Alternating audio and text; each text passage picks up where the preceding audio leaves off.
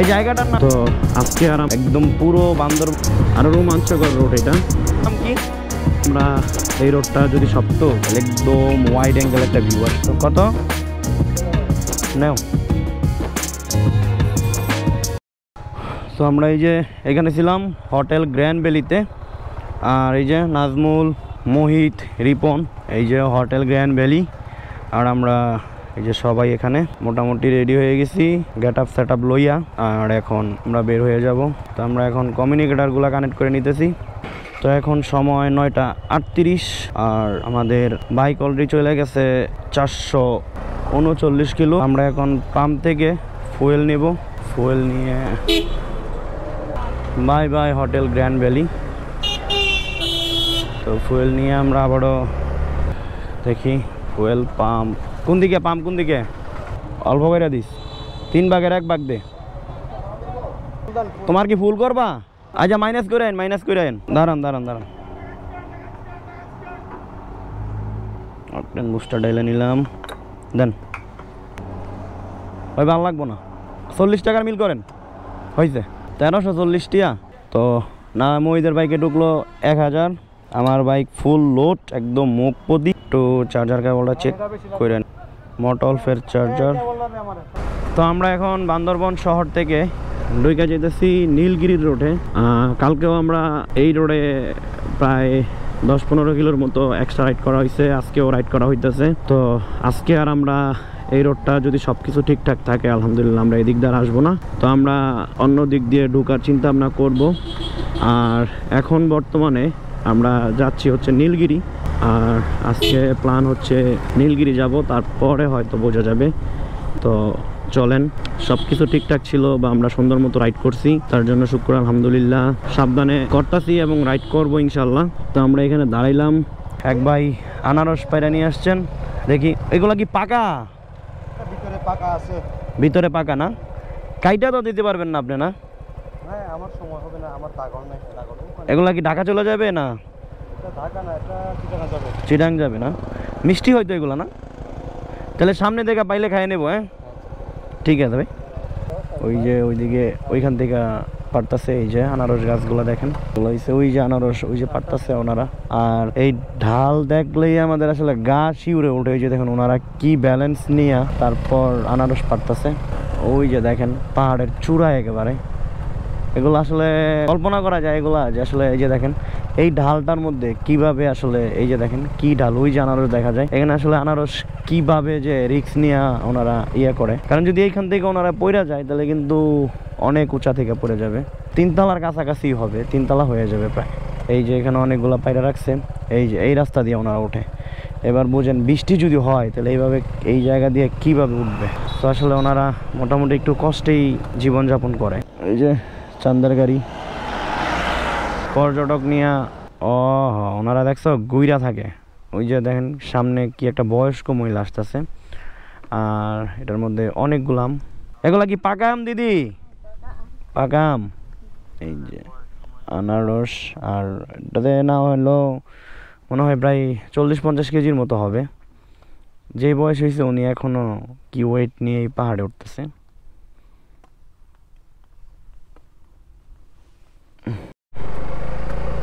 তো এই বান্দরবনের বেলি ব্রিজগুলা একটু রিস্কি। এই যে সবগুলা বেলি ব্রিজ একটু নড়বড়ে অবস্থা, এগুলাকে একটু মেরামত করাটা মনে হয় জরুরি। কারণ বান্দরবনে সব কিছু মিলাইয়া আসলে পরিস্থিতি ওরকম ভালো না, তার মধ্যেও পর্যটক অনেক ঢুকে। তো এই জায়গার মধ্যে যদি এগুলা একটু ঠিকঠাক করে দেয় বেলি ব্রিজগুলা, তাহলে হয়তো আর একটু আগ্রহ হবে মানুষের আসার জন্য। আর রাস্তাঘাট যদি ভালো হয় তাহলে পর্যটক অবশ্যই আসবে। আর পর্যটক আসা মানে এখানকার মানুষ, পাহাড়ি যারা আছে তারা মোটামুটি অনেক কষ্ট করে জীবনযাপন করে। কারণ আপনাদেরকে তো আমি দেখাইলাম কি একটা ঢালু বা কি একটা পাহাড়ে উঠা ওনারা চাষবাস করে। তো এগুলো আসলে খুবই আসলে একটা কষ্ট করে।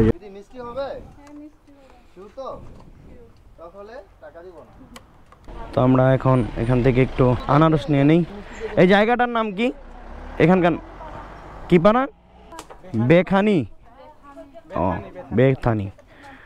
তো আমরা এখন আছি বেথানি পাড়াতে একটা দোকানে।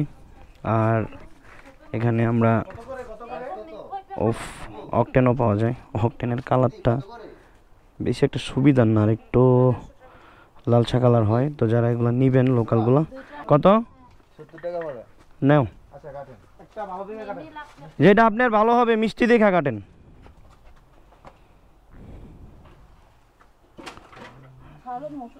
এই যে আমরা আনারস এটা নিয়ে নিতেছি 70 টাকায়।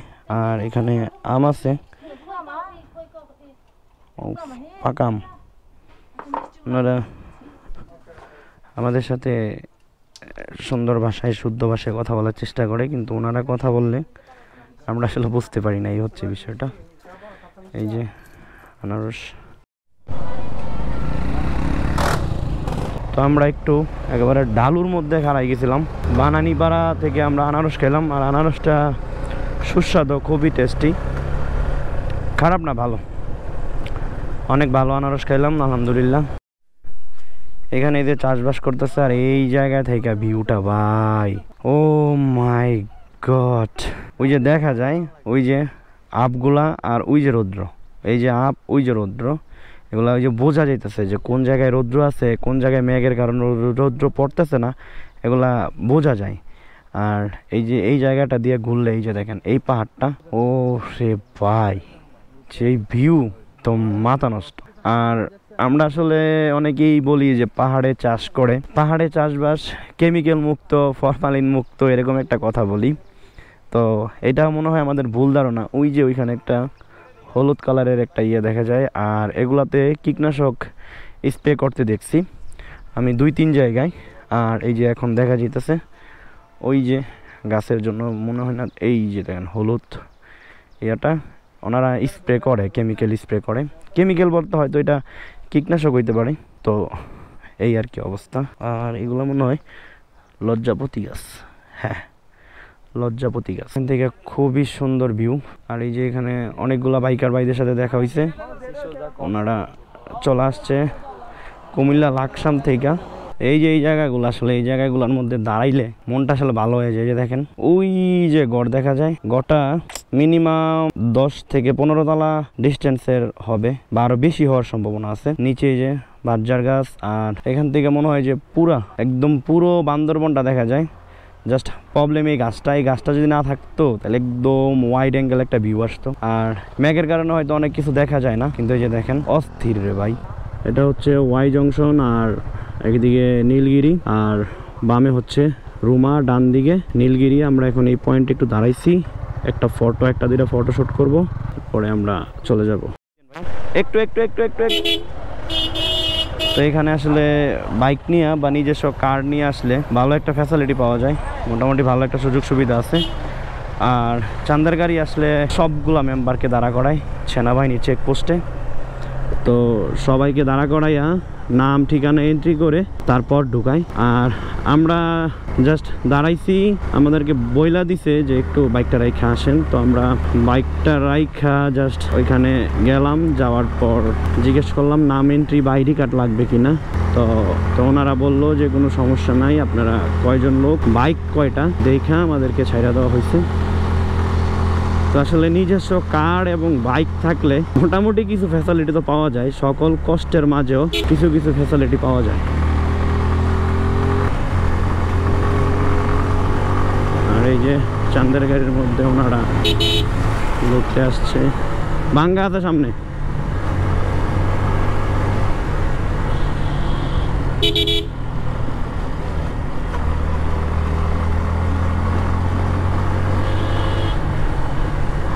বালু আছে সামনে, বালু আছে।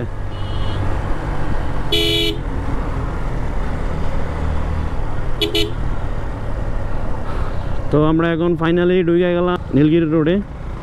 আর এই রোডটা আরো রোমাঞ্চকর রোড এটা, আলহামদুলিল্লাহ। কি সুন্দর ভিউ, আর মেঘগুলা ভাই রে ভাই, ও ভাই রে ভাই, হুন্ডা লইয়া পাহাড়ে এমন ভিউ পাইছি রে।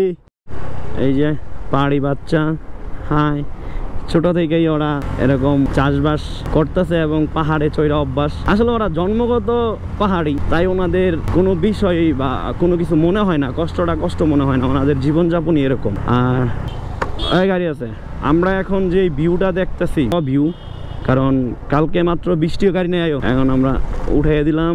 আর এই যে ভিউর জন্য ওই যে আরেকজনের স্কুটি নিয়ে, ও ভার্সন 3, এটা চাইতেছে আর উপর উঠাইতে, লেডিস না, এটা চুল বড় রাখছে।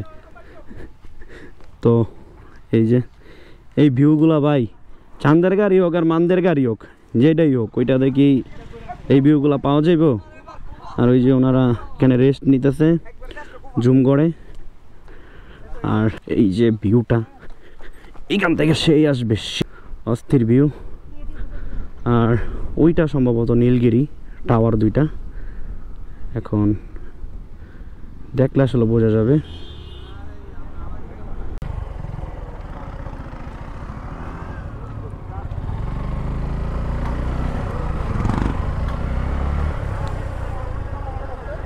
হ্যাঁ গাড়ি উড়ে এলাও।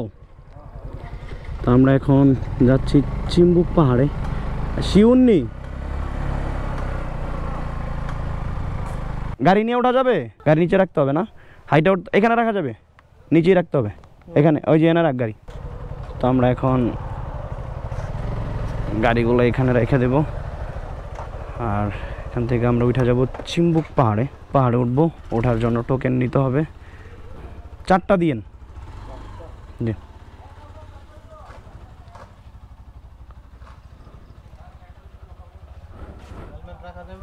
না, হেলমেট লই এলো। গাড়ি কি তালা মারা লাগবে দাদা? একটু খেয়াল রাখেন। হ্যাঁ, এই হচ্ছে চিম্বুক পাহাড়, 20 টাকা টোকেন। না, আর এই যে গাড়িগুলো আমরা এখানে রেখে দিলাম, লাগবে টোকেন?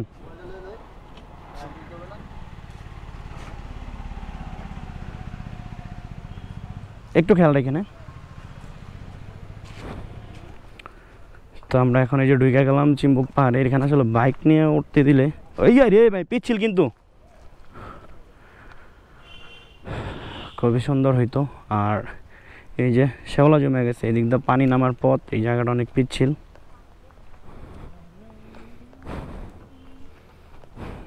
রাখ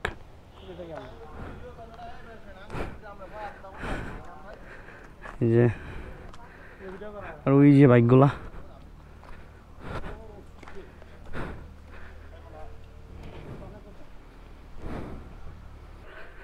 তো আমরা এখন আছি চিম্বুক পাহাড়ে। আর ইনস্টা 360-র ভিউ যদি আমি আপনাদেরকে দেখাই, সেই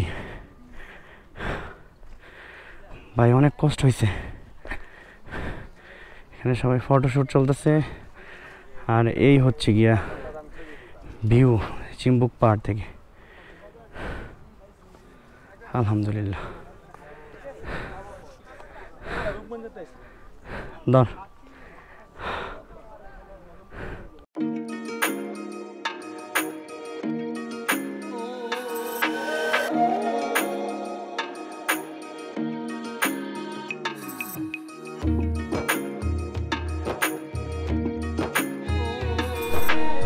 এই হচ্ছে চিম্বুক পাহাড়ের ভিউ উপর থেকে। আর এই হচ্ছে গিয়া চিম্বুক পর্যটক কেন্দ্র।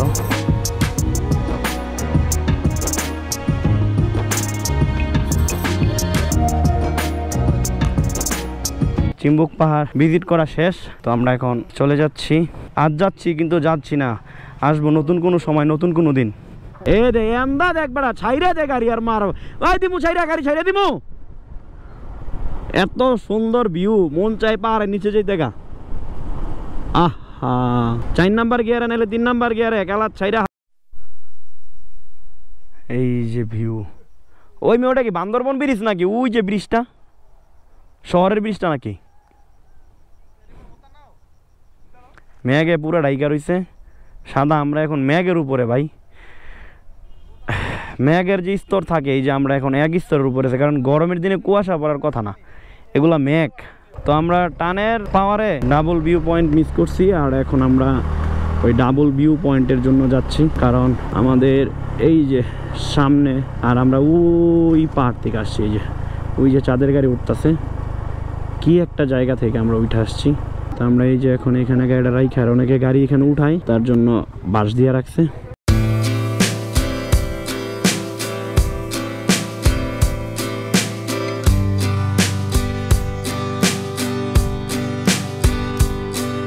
হ্যাঁ, তো আমরা এখানে এই যে এটা খেলাম, 1 নাম্বারটা 130 টাকা, আর এখানে খিচুড়ি আছে, আর এই যে ভাই সুন্দর একটা টি শার্ট পরছে নীলগিরির, আর এই যে আমাদের বাইকগুলা, এই যে নীলগিরির গেট, ওয়েলকাম টু নীলগিরি। আর এই যে আমাদের টিকিট জনপ্রতি 100 করে না, বাইকের পার্কিং সহ। ওফ, প্রবেশ পথটা সেই।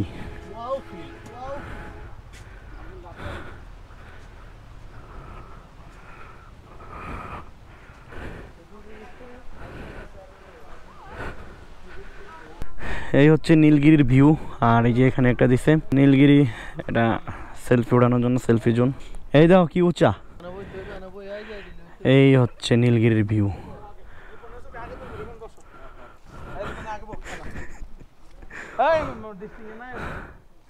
এই যে ভিউটা, ওরে ভাই, ওই যে দাও মেঘ, ওরে ভাই ওই যে পাহাড়টা, বিশাল বিশাল মেঘ। তো আমরা এখন একটু ফটোশুট করি। তো আমরা এখন উপরের দিকে উঠি, উপরের দিকে ওঠার পরে এই যে সুন্দর এই জায়গাগুলো, সাইড দিয়ে ফুল গাছ লাগানো। এই হচ্ছে নীলগিরির ভিউ, ওরে ভিউ। এই পাহাড়ে কোন সাইডটা বাদ দেওয়া যায়, বাদ দেওয়ার কোনো অপশন নাই।